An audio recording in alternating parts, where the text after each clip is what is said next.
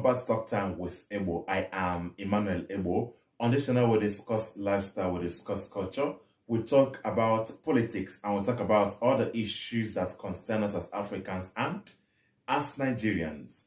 On today's episode, we begin with the fact that 31 Northern lawyers have offered to provide free legal resources and assistance for Abba Kyari. If you don't know, Abba Kyari is the embattled Deputy Commissioner of Police who was indicted for complicity over the $1.1 million fraud connected to Abba Suleiman, who we all know as Hush Puppy.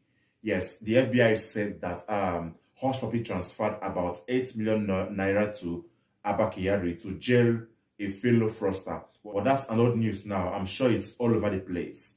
What's important now is that 31 Northern lawyers want to provide legal services for Abba Kyari. I wouldn't know the kind of resources or the kind of services that I want to provide, but I'm really concerned. I want to assume that what they want to do is to make sure that the man is not extradited to the US, because they are Nigerian lawyers and they are not licensed to practice in the US, so they can't possibly be exported to the US to defend Abba Kyari in the US court if eventually he is extradited to the US. So according to them, they want to make sure that his human rights are protected and that every procedure that the FBI takes does not violate the rights of Abba Kyari as a Nigerian citizen.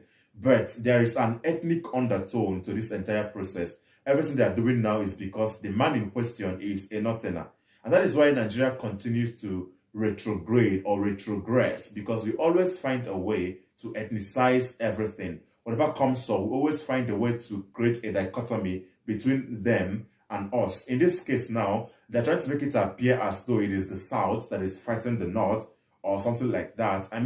What if Yorubas began to look for lawyers to, defend Hush Puppy, or, whoever is accused of fraud, people of his tribe will now gather lawyers to come to defend him? It doesn't even make sense, because this man has been accused of fraud. If he is a man of integrity like they claim, or like the man himself is trying to claim, he is supposed to hand himself over to the FBI.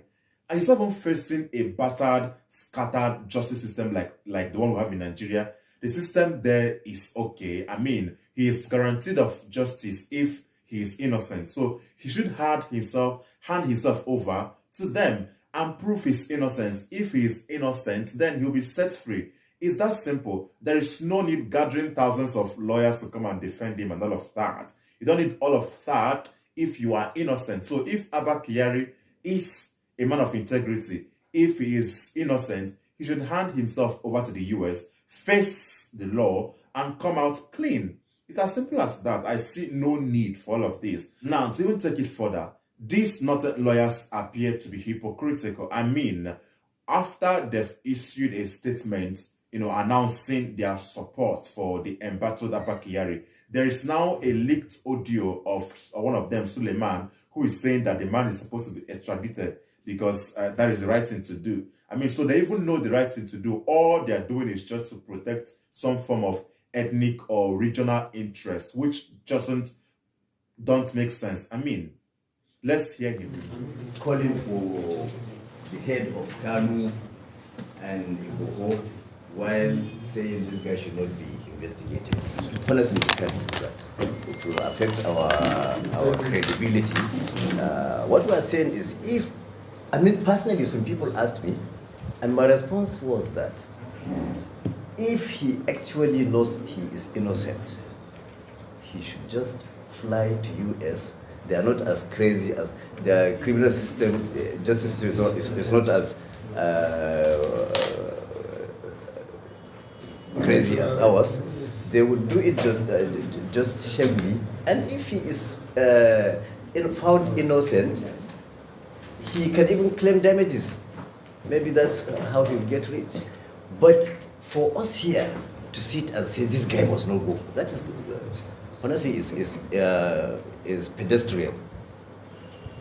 But if he is guilty, if he cannot prove his innocence, these guys are able to prove their case against him.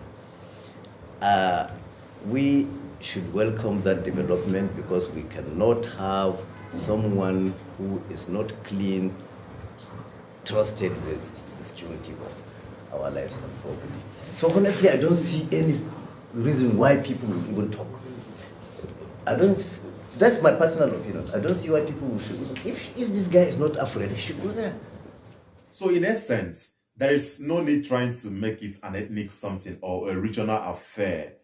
It's not necessary. The man should just face the tune of the law. But anyway, let me know what you think about this in the comment section below. Moving on from that, we find this trending video of a pastor, a reverend, a female reverend or pastor who ministered in songs in her church. And the song she ministered is a secular song titled Case by the popular Nigerian singer Teni the Entertainer. Let's watch the video.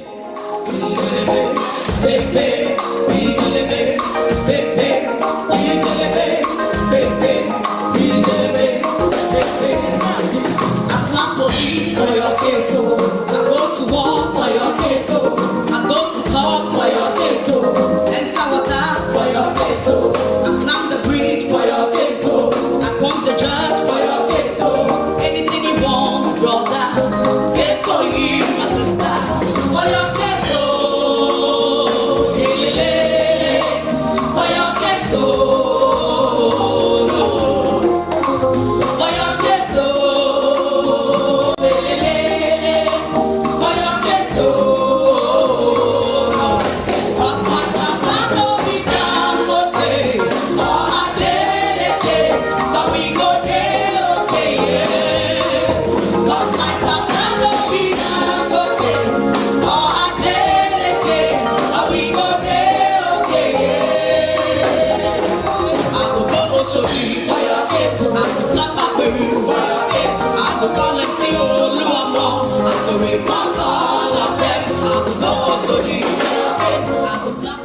Now, ordinarily, there is nothing wrong with singing the song. After all, there are no profane words used in the song, so it is absolutely okay to sing the song. But I think there should be a distinction between the secular and the sacred. These people have gathered in a church to praise God, to worship God, to do the sacred things that Christians do. So they should separate this act of secularism from their sacred worship. I mean, the song in itself may not be wrong, but then they are singing it in the wrong place. The church is not a club.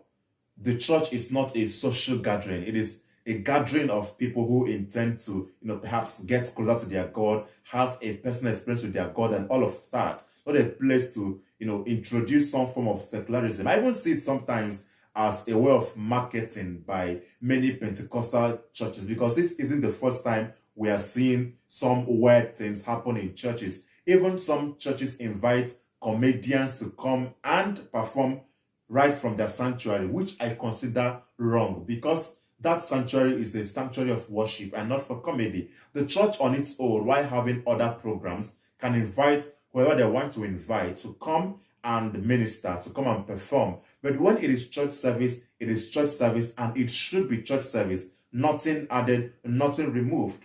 Comedy, secular songs, all of that shouldn't come in, because it isn't the right place to do those things. But anyway, that's just my personal opinion. Let me know what you think about that in the comment section below. That said, we come to the end of this episode, and if you enjoyed watching, make sure to like it, share, and subscribe to this channel. And until you see my face next time, I am still Emmanuel Ebo.